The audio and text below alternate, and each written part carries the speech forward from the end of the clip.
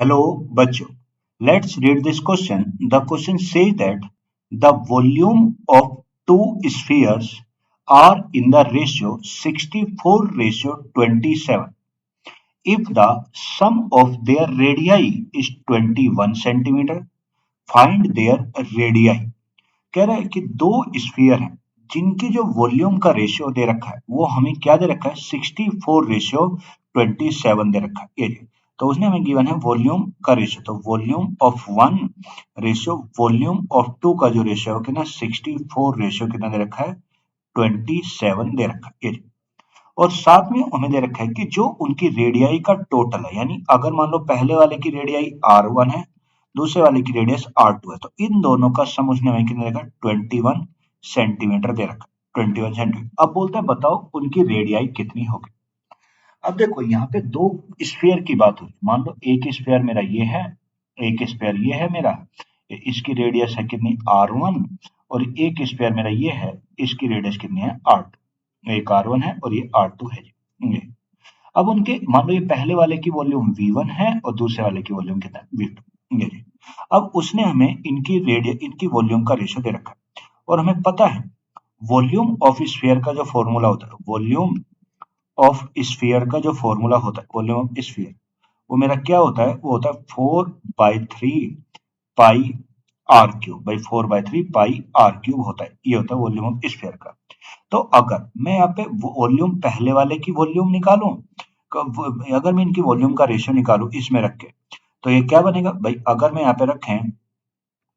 तो अगर V1 upon V2 अगर रखें तो V1 अपॉन V2 क्या 4/3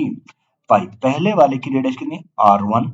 का क्यूब हो जाएगा R1 का क्यूब ये और दूसरे वाले की 4/3 पाई ये क्या होगा R2 का क्यूब ये हो गया और ये मेरा किसके बराबर है ये 64 बाई किसके 21 के बराबर है तो 4/3 से 4/3 कट गया पाई से पाई कट गया तो मेरा क्या आ गया अगर मैं इसे सिंप्लीफाई करूं तो आ गया R1 अपॉन R2 का होल क्यूब दोनों के ऊपर क्यूब था तो मैंने इन्हें बाहर ले लिया और ये क्वेश्चन ये क्या 64 अपॉन कितना 21 64 अपॉन 20 तो ये 64 अपॉन 21 को भी अगर मैं क्यूब में लिखना चाहूँ देखिए ना 4/3 का क्या हो गया होल क्यूब हो गया ये R1 अपॉन R2 का होल क्यूब इक्वल टू कितना 4/3 का होल क्यूब तो क्यूब से क्यूब कट जाएगा तो R1 अपॉन R2 का जो रेशियो आ गया वो कितना 4:3 का रेशियो आ गया यानी R1 अपॉन R2 का रेशियो निकल गया 4:3 पर ये तो रेशियो निकला अगर मैं इस रेशियो को नंबर की तरह यूज करना चाहूँ अगर मैं इस रेशियो को नंबर की तरह यूज करना चाहूँ तो ये मेरा आया R1 और ये R2 का रेशियो आया कितना 4:3 अगर मैं इस रेशियो को नंबर की तरह यूज करना तो वो कैसे इनके साथ वेरिएबल कनेक्ट करें तो मैंने इसके साथ भी x कनेक्ट कर दिया और इसके साथ भी x कनेक्ट कर दिया दोनों के साथ मैंने x कनेक्ट कर दिया तो जो मेरा R1 बना कितना बन गया 4x हो गया और जो R2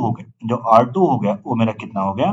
3x हो गया R1 आ गया 4x और R2 कितना हो गया 3x हो गया अब उसने हमें क्या दे रखा है R1 प्लस R2 पता कितना 20 तो अगर मैं यहाँ पे रखूं तो 4x प्लस 3x किसके में 21 के तो 4x प्लस 3x कितना 7x और ये कितना हो गया 20 तो x का मान निकालो तो 21/7 कितना हो गया 721 तो यार x का मान आ गया 3 तो अगर x का मान 3 आ गया हमें तो क्या निकालना है रेडियस तो अगर x का मान 3 है तो अगर मैं पहले वाले की रेडियस निकालू ये R1 तो R1 का मान कितना था 4x था तो 4 इंटू 3 और 4 इंटू 3 कितना 12 सेंटीमीटर तो पहले वाले की रेडियस आ गई 12 सेंटीमीटर अगर R2 निकाले तो R2 कितना 3x तो 3 इंटू 3 और 3 3 कितना 9 सेंटीमीटर यानी पहले वाले की रेडियस है 12 सेंटीमीटर और जो दूसरे वाले की रेडियस है वो कितनी 9 सेंटीमीटर हो गई यानी मैंने दोनों की रेडियस निकाली so the answer of this question is 12 centimetre and 9 centimetre hope you will understand it. Thank you and best of luck.